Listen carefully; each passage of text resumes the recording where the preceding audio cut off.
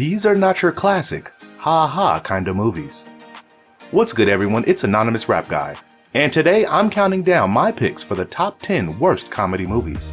For this list, I've chosen the movies that I find most unfunny and a little agonizing to watch, since they seriously lack laughs, and gives me the impression that the writer, director, and pretty much everyone involved didn't even try. Number 10. Jack and Jill, 2011. In the 1990s, it seemed as if anything Adam Sandler made was comedy gold. Well, it's not the 90s anymore. We have to watch an ensemble of flat one-liners, cringeworthy sibling debates, and that stupid girly baby voice Sandler uses to entertain his twin sister Jill, who is also played by Sandler. This insults the viewers and exploits Sandler's love for older stuff. Billy Madison was funny, right? Idiots like you really make me mad! Number 9. Biodome, 1996. An absurd movie about two idiots stuck inside an artificial ecosystem for a year, written by stoners, for stoners, and starring stoners. It results in a tornado of unfunny innuendos that sees our stars running into doors, playing air guitar, and clipping each other's toenails. You can only listen to the stupid sounds they make for so long before you lose your mind. You likey leaky? Number 8. The Master of Disguise, 2002. This performance by Dana Carvey is overkill for me.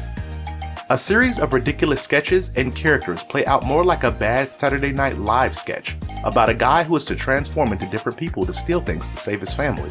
As a whole, this film is a disappointment. But Carvey's Al Pacino portrayal is one of the film's saving graces. Hello to my little friend. Number 7.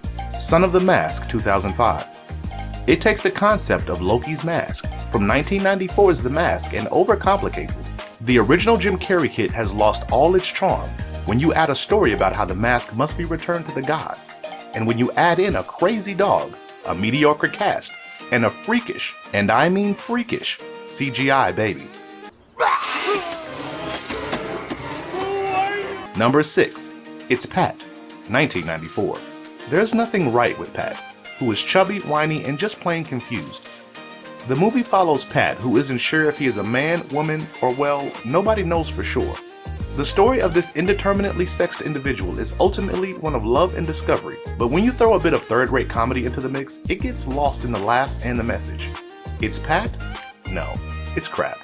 I need some feminine napkins. Oh, I'm in hell. I am in hell now. You never know when Aunt Wilma's gonna stop by for lunch. That's it, all right? Number 5. Freddy Got Finger, 2001. Imagine a full-length movie with the worst parts of the weird snake guy from Road Trip. Well, you don't need to imagine. Tom Green plays a struggling cartoonist who seeks approval from both his father and Hollywood. With all of the farming, snuggling roadkill, and sausage fests, this movie seems like a waste of time. If you want to see Tom Green do disgusting and crazy things, just YouTube The Tom Green Show. Can put the cheese in your bum.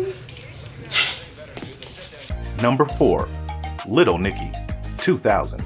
It has Adam Sandler, Harvey Keitel, and even a cameo from Quentin Tarantino. It has to be a winner, right? Not necessarily. Although some scenes are hilarious, this flick really relies too much on the individual personas of its star-studded cast. Sandler is playing Nicki, a funny walking, funny talking demon who is on Earth to return his brothers to hell. It would probably be more entertaining just to see them do stand-up for an hour and a half.